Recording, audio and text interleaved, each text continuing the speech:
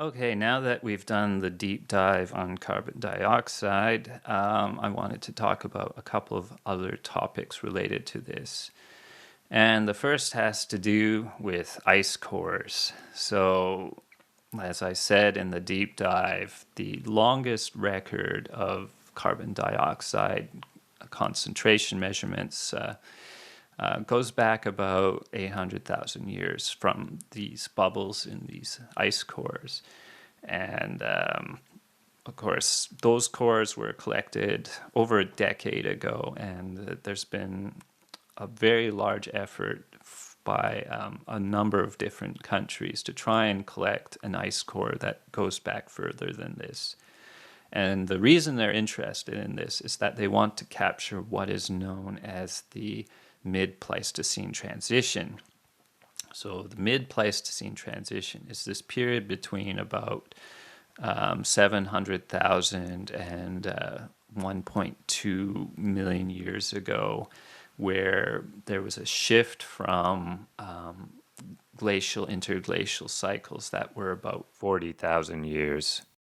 long, which corresponds to the obliquity cycle in the Milankovitch theory, to 100,000 year cycles, which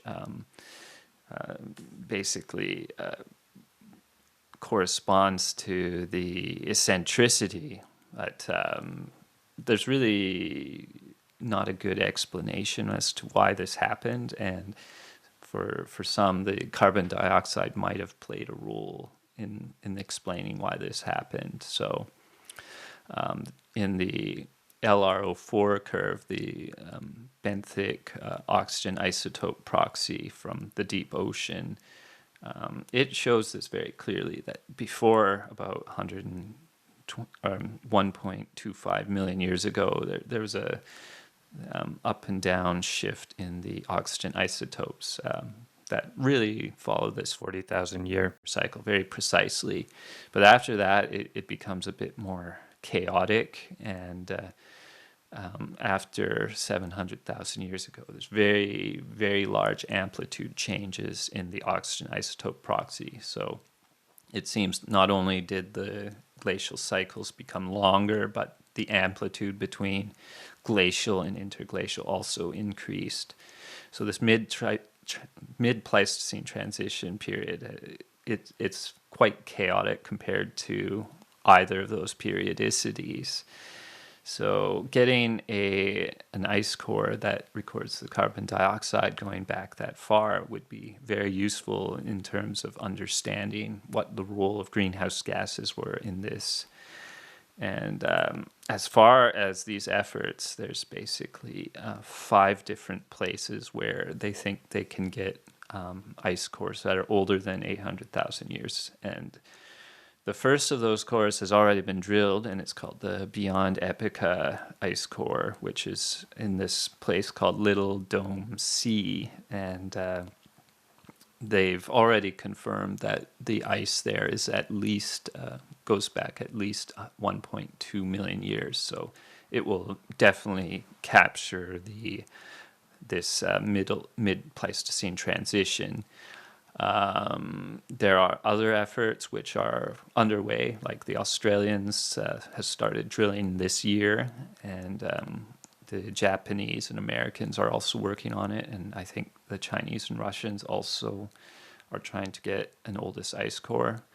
The reason this is complicated is that you need to find an ideal place where the bottom of the ice sheet is not flowing very much or not at all, really.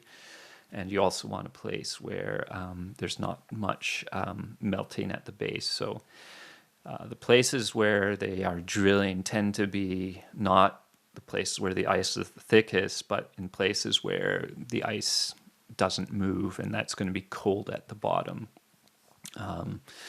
The Australians, from what I read, they're drilling very close to where this Beyond Epica core was, but they're hoping to get a longer record. So if they can get back before this 1.2 million years ago period, that would be great. And And yeah, by getting a bunch of cores in a bunch of different places, they can confirm the carbon dioxide levels in more with more confidence. The next thing I'm going to talk about is C3 versus C4 plants, and I've already alluded to this with this leaf wax proxy for CO2. And so, what are C3 versus C4 plants? And this has to do with photosynthesis. So basically, how plants convert carbon dioxide into organic molecules such as sugar. And the difference between these kind of plants is the chemical reaction that does this process. So C3 plants do it through this process known as photorespiration, whereas C4 plants don't do it that way. And I'm not a biologist. I'm not going to try to explain it in great detail because I don't fully understand it myself. But the important thing is that C3 plants, in order to do photosynthesis, requires about twice as much water. And as carbon dioxide levels in the atmosphere decrease, it becomes less efficient then. And so an example of a C3 plant is rice, and an example of a C4 plant is corn or sugar cane.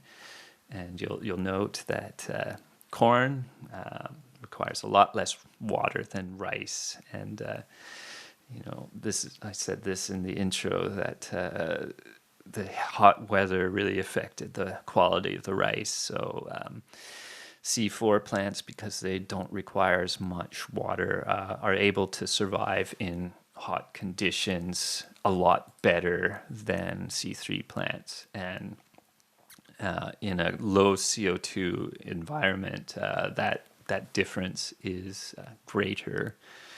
So C4 plants first appeared in the geological record about 30 million years ago, and that coincided with this gradual drop in carbon dioxide.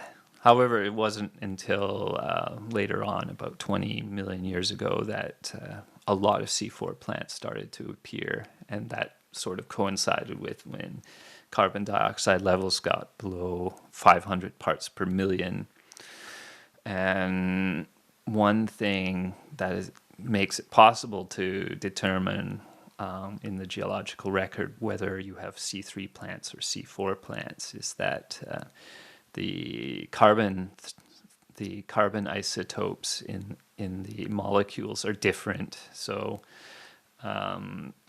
C4 plants are less depleted in carbon-13, the carbon-13 isotope, than C3 plants. So if you have a lot of C4 plants versus C3 plants, you can determine that in the proxy records, and that allows you to find when these appear in your area of interest.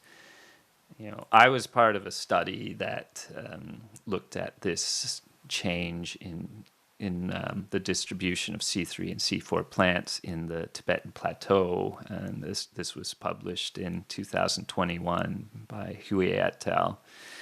And looking at this area in the Tibetan Plateau, there was an increase in C4 plants about 8 to 9 million years ago, and prior to that, there was an increase in the amount of fires. So we inferred that the rise of fires caused by the drying of the Tibetan Plateau fostered the rise in C4 plants, which are better able to tolerate hot and dry conditions.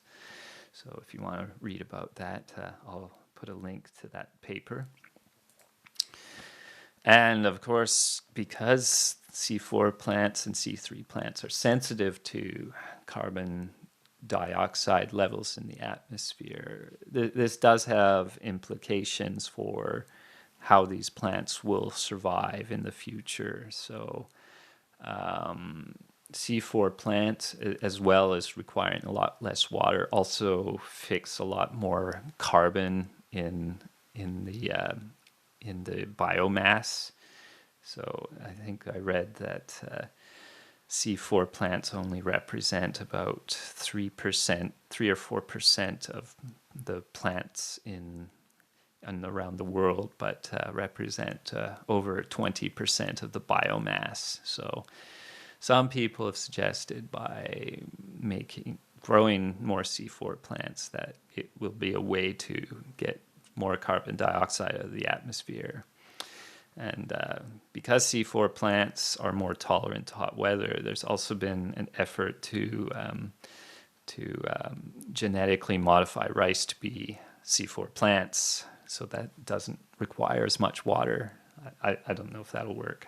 I'm not a biologist, but another point is that as carbon dioxide levels go above 450 parts per million or so, the competitive advantage of C4 plants versus C3 plants in a dry environment diminishes. So how that will affect the ability of C4 plants to maintain their environments, which tend to be things like grasslands, savannas, whatnot, remains to be seen. So as CO2 levels go up, it becomes easier to grow C3 plants in hot and dry climates. So whether that will affect how plants grow remains to be seen. So hopefully we don't get to that level to find out. But that's it for carbon dioxide.